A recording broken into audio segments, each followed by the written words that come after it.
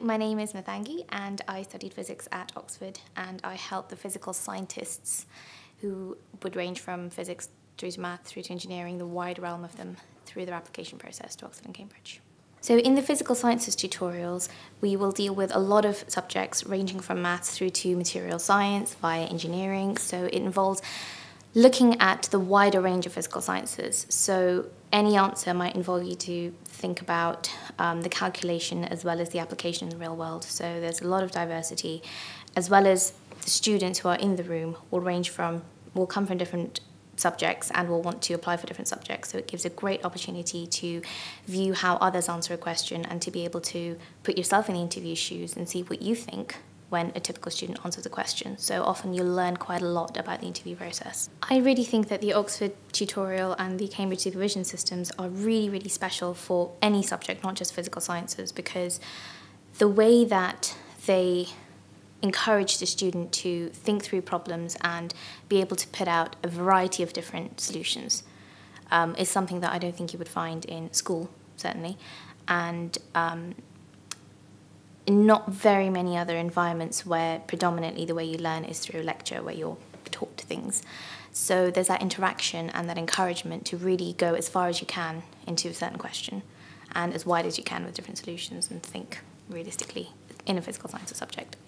With my tutorials, what I aim for is to help the students see themselves during the interview process. So that you can get by watching other students actually attempt the question, as well as I encourage debate. I encourage quite a lot of different thoughts to come into the same question so that you get used to not answering the one straight structured way.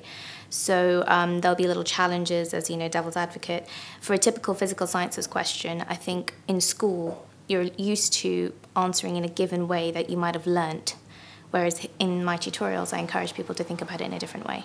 I think the most important thing to remember is to not be afraid of a challenge, because there will be things, whether in the interview or the written tests, that you will be unfamiliar with, and I think you should learn to expect that and be able to make a start at the questions. So often that's what's the most different from school, and that's often the first thing that I meet in students where they're a bit afraid to start. So if I can help them through that, and I think if they're ready for that, and if they're ready to think a bit differently when they come in that day, if they're ready to not be taught everything but to have a go, and hopefully to be able to have a go not knowing where the answer leads. It's kind of a mock tutorial or supervision in the sense that you get the practice with the tutor of really focusing on your subject, but you also talk about it, which is something that I don't think we often do in school, unless you're that student who talks to your teacher at the end of your class and asks them various questions and they ask you questions back. So I think that the involvement in your subject, where it's not just a question answer, but really digging in deep into the subject and being interested and passionate enough to do that when you are unfamiliar with what you're dealing with, but also to have that interest enough to go beyond your academic studies, to actually read outside and talk about and ask questions of your tutor.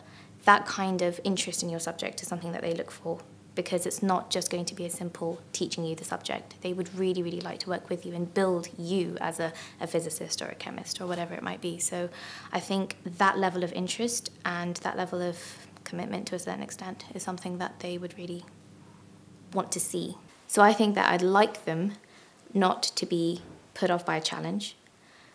I'd like them to not be afraid when they don't actually know the answer and do one of two things. Either find a place to start, because they will hopefully get guidance if they're along the right track, or not, but either way they'll get guidance. And secondly, if they honestly don't know, then say so. So they need to be interested in questions that will be thrown at them from left, right and centre, which they might see as directly related to what they've studied, or something completely from another subject or something they've never seen before. And to be able to constantly think through that can be a very tiring process.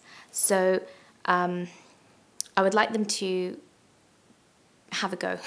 I'd like them to start anywhere they think might be connected to that question and just start, because often what I'm looking for is not a fully formed, finished answer. It's just to attempt the question and just to have a go at thinking, and with minimal direction, be able to think in different ways. I think often when you study your syllabus that is, compartmentalized into different topics, you often think that a certain question is only from that one topic. But I think what I would like them to do and what I'd encourage is to be able to draw from different and variety of topics. It's a bit like I always say that everything you've learned is like a toolbox. So have it ready with you, but you might need to pick up different things you've never picked up before to answer one question.